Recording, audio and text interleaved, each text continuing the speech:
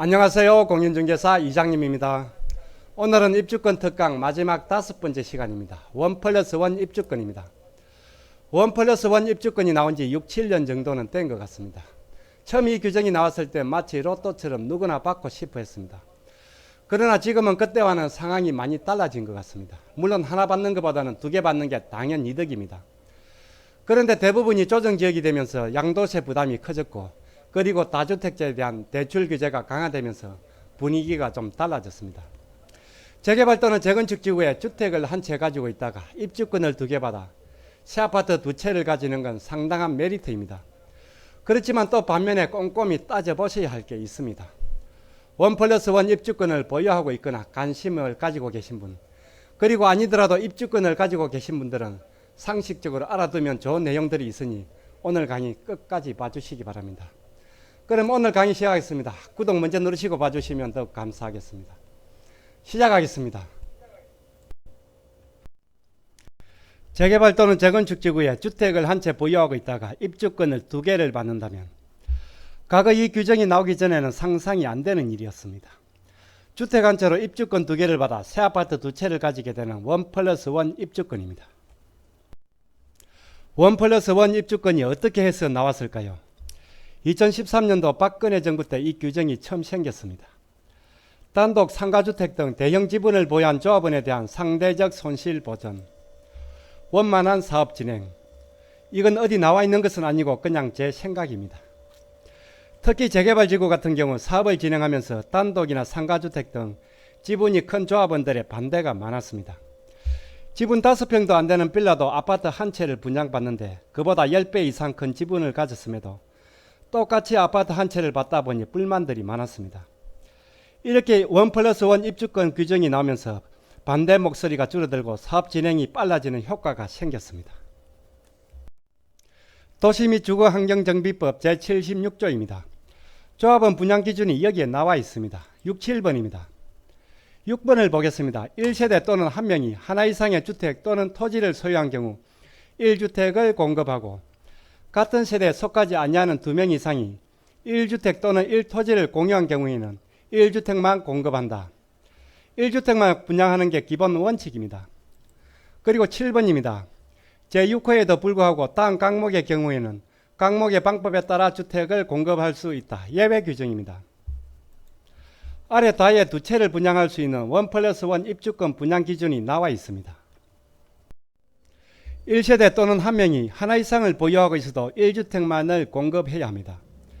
그리고 2명 이상이 공유로 가지고 있어도 1주택만을 분양을 해야 합니다. 재개발 재건축 사업의 조합은 분양 원칙입니다. 그럼에도 불구하고 2채를 분양할 수 있는 규정이 있습니다. 1+1 입주권 분양 기준입니다. 가격의 범위 또는 종전주택의 주거전용 면적의 범위에서 2주택을 공급할 수 있고, 이 중 1주택은 주거전용 면적을 60제곱미터 이하로 한다. 가격의 범위 또는 종전주택의 주거전용 면적의 범위에서 또는입니다. 즉 가격이나 면적 중 하나만 요건이 되면 자격이 됩니다. 2주택을 공급할 수 있고, 즉 이 말은 꼭 해야 한다는 것은 아닙니다. 조합의 사정에 따라 1+1 분양을 안 할 수도 있습니다. 그리고 이 중 1주택은 주거전용 면적을 60제곱미터 이하로 반드시 해야 합니다. 다만 60제곱미터 이하로 공급받은 1주택은 이전 고시일 다음 날부터 3년이 지나기 전에는 주택을 전매, 매매 정해나 그 밖의 권리의 변동을 수반하는 모든 행위를 포함하되 상속의 경우는 제외한다. 주택을 전매하거나 전매를 알선할 수 없다. 60제곱미터 이하 1주택은 이전 고시일 다음 날부터 3년간 전매가 금지가 됩니다. 1+1 분양 자격 기준입니다. 보기 쉽게 정리를 해서 설명을 드리겠습니다. 보셨다시피 가격요건과 면적요건이 있습니다. 먼저 가격요건입니다. 재개발 또는 재건축 지구에 보유하고 있는 주택의 권리가액이 1+1의 분양가보다 크다면 자격이 됩니다.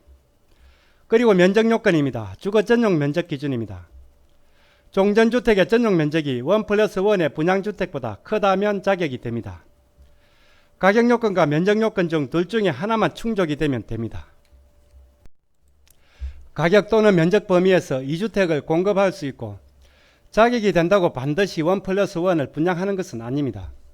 수익성이 떨어지거나 조합원이 많은 경우, 그리고 조합원들이 반대를 한다면 안 할 수도 있습니다. 1+1을 염두에 두고 투자를 하시는 분들은 사전에 조합 사무실에 꼭 확인을 하셔야 합니다. 1주택은 반드시 전용 60제곱미터 이하로 한다. 기본주택 외 추가 1주택은 반드시 전용 60제곱미터 이하, 즉 24평 또는 25평형 이하로 해야 합니다. 60제곱미터 이하 1주택은 이전 고시일 다음 날부터 3년간 전매 금지. 60제곱미터 이하 추가 1주택은 전매 제한을 받습니다. 이전 고시일 기준 3년입니다. 여기서 이전 고시일은 소유권 보존 등기를 위한 등기 이전 고시라고 보면 됩니다. 통상 사용 승인 후 3, 4개월 후에 이전 고시가 떨어집니다. 그리고 매매는 물론 정여도 안 됩니다. 그러나 사망으로 인한 상속은 어쩔 수 없는 상황이기에 상속은 가능합니다. 참고로 조합원 분양 신청은 사업시행 인가 단계에서 진행을 합니다. 사업시행 인가 단계에서 분양 신청을 받고 관리처분총회에서 동의를 받아서 확정을 합니다. 1+1 입주권의 양도세입니다. 1+1 입주권을 분양을 받거나 아니면 매수를 하는 경우 가장 신경 쓰이는 게 대출 문제와 함께 양도세입니다. 관리처분 인가가 떨어지면 조합원 분양도 확정이 됩니다. 그리고 관리처분 인가가 떨어지면서 가지고 있던 주택은 이때부터는 입주권이 됩니다. 관리처분 인가 전에는 재개발 또는 재건축 지구에 단독이나 상가주택 한 채를 보유한 1주택자입니다. 그러나 관리처분 인가가 떨어지면 1+1 입주권은 2입주권, 즉 2주택자가 됩니다.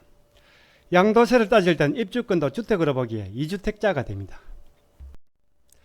관리처분 인가 전에는 1주택자로 1세대 1주택 비과세가 가능합니다. 당연히 요건이 되면 일시적 2주택 비과세도 가능합니다. 그러나 관리처분 인가가 떨어지면 2주택자가 됩니다. 1세대 1주택 비과세가 불가합니다.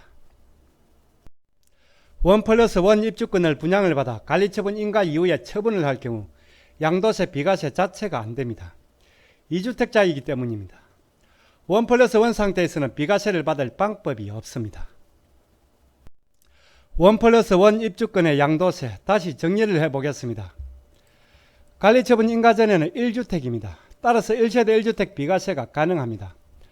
요건이 충족이 된다면 일시적 2주택 비과세도 가능합니다. 관리처분 인가가 떨어지면 그때부터는 입주권 2개를 보유한 2주택자가 됩니다. 따라서 1세대 1주택 비과세가 불가합니다. 일시적 2주택 그리고 대체주택 비과세도 불가합니다.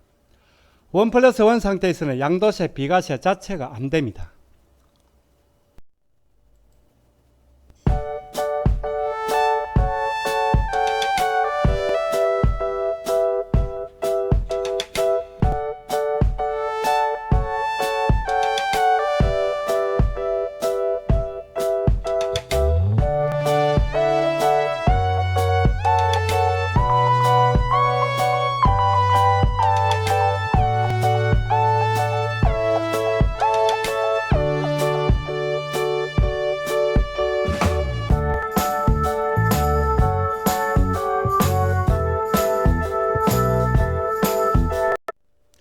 원 플러스 원 입주권의 양도세 1세대 1주택 비과세입니다.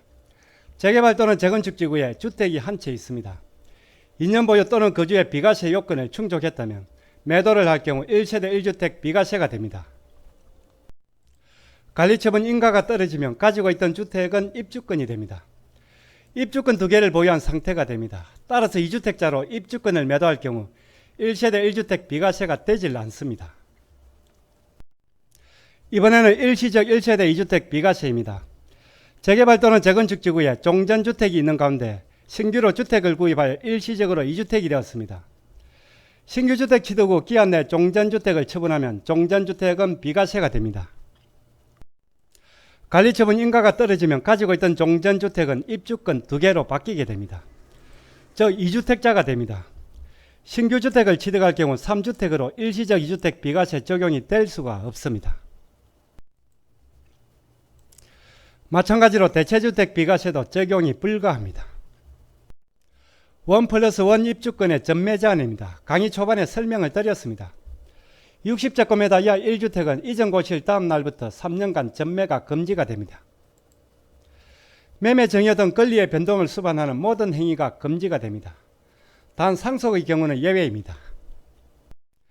그림을 통해서 설명을 드리겠습니다.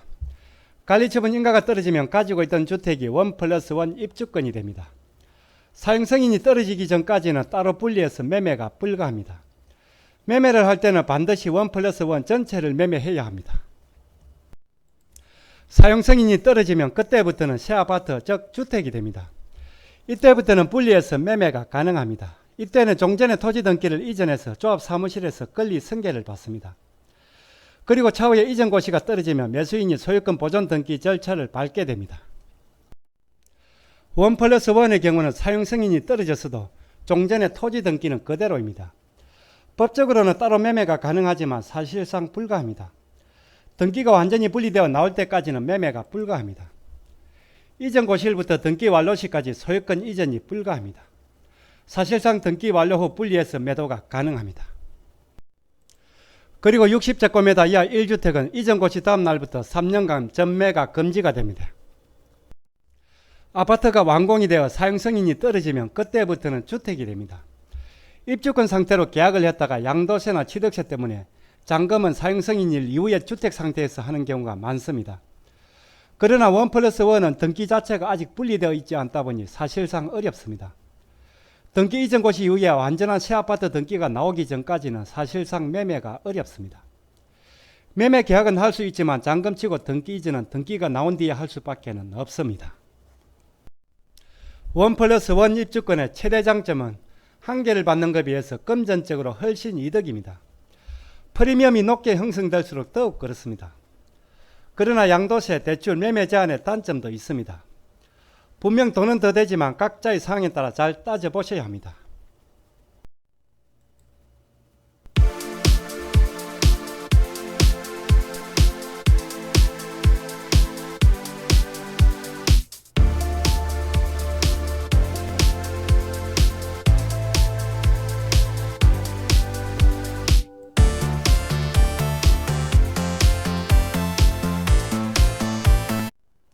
오늘 강의는 여기까지입니다. 다음 시간에 더 유익한 내용으로 찾아뵙겠습니다. 끝까지 보신 분은 구독 그리고 좋아요 부탁드립니다. 감사합니다.